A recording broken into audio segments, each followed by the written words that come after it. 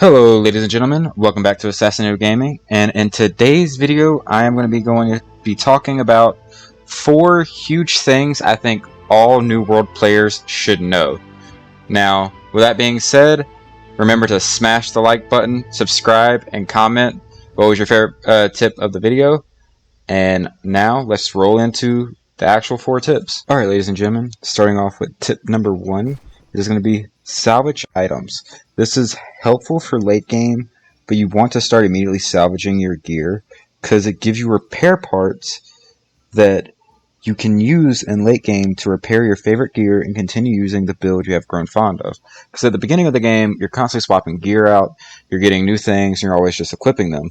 But as you hit higher levels, around like 29, and even end game, which is max cap level 60, you're going to find a gear and a build that you like. So as you start on this sooner, it max caps at 2,000, and it can take quite a bit of these right here. Like, if all this depleted and I had to repair, it'd probably cost about 20 repair parts and about 20 gold.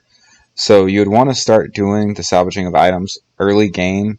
That way, late game, it's already helpful. You have everything you need.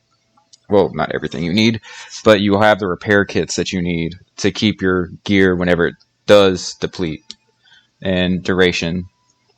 But that's tip number 1. Tip number 2. Alright, ladies and gentlemen, starting off with tip number 2, it is going to be faction seals. These, after joining a faction, you unlock faction missions. For PvE, which is the 3 at the top, and PvP. You can do both to earn these little tokens right here and upgrade your reputation to unlock better gear. Well, the reason I say you want to focus on leveling up your faction is with the gear you can actually buy. You have different ranks, as you level up you unlock more stuff. This helps. But say, here you go. This is actually what's really nice. You pick this because you want to go with a medium build, but you don't like dexterity and constitution. So the nice thing is they actually sell seals right here that you can use at blacksmith or outfitting stations to change, and you would put intellect and constitution on. So you can actually pick the build you want to go with and pick the armor sets that you want to stick with for no matter what. And you can actually spend a little bit more of these tokens and just get a seal so you can change. So that's the nice thing about faction seals. So Syndicate has a lot of constitution and something else. So this one's intellect and constitution. This one is focus and constitution.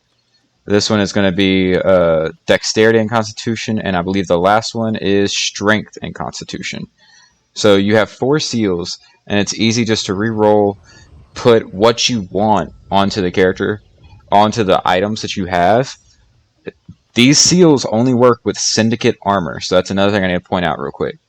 And you can start doing this early on, and late game with your reputation higher, you can just buy some gear to slot as you level up, and then you can stick to that armor set that you like, that armor style, whether it's light, medium, or heavy, and you can just constantly change using the seals that you get with faction tokens.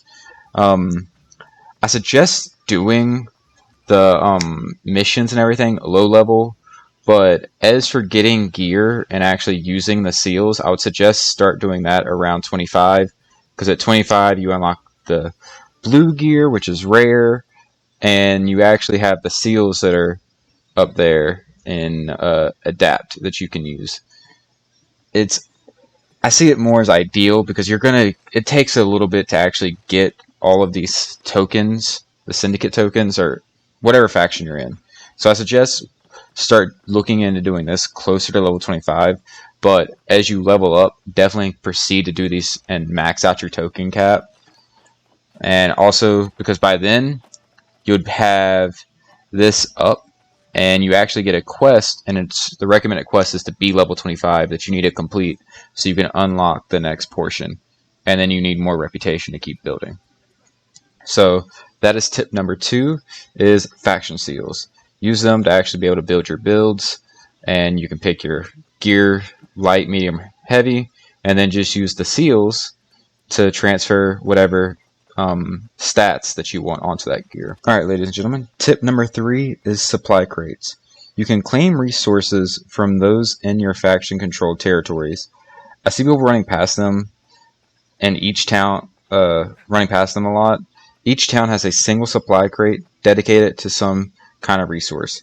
You can claim them once a day, so take advantage of that when crafting. see, when you look here on the map, Windsward actually has a dedicated supply crate only to fiber, which is great if you want to upgrade your outfitting. That way you can continue, and you can collect this once a day. So this is a nice little tip to have. And oh, look at that. My game wanted to, you know, somewhat mess up right then. You can actually, you don't have to be part of the company, you just have to be part of the faction that owns the town. So that's another thing to keep in mind. And you may have a bug like that. I don't know what's causing it. However, that is tip number 3. Make sure you claim from the supply crate. And essentially you could just probably fast travel between each town that's in your territory and collect the resources, essentially. Tip number 4 is going to be going back to our inventory. As you can see with tip number 4, I'm going to say upgrade your tools. Like here it is, a steel harvest sickle is 336 with a 286% gathering speed. And then you have the old iron skinning knife, which is at 134%. I see a lot of high level 20 people still running with flint, and it's like, oh, the gathering in this is so long, or they're just complaining in a group or in global chat or whatnot. Well, the thing to do is to upgrade. Like for me, I'm starting to upgrade to steel because that is actually in my range of what I need to get, and it's increasing my gathering speed by a lot. It makes a big difference. I've noticed it, especially I tested it out just to see, and the difference is huge when gathering. So definitely upgrade your tools at a steady rate. I'm not going to say hop on it and do it every day. Oh, when I'm here, and here, I need to have this tool. Like, just get there when you can, but definitely get away from flint. And once you get to a high enough level, because you're going to be doing quests, save the coin if you need to and buy, or simply build up the crafting and craft them yourselves. But definitely upgrade tools as you get through the game.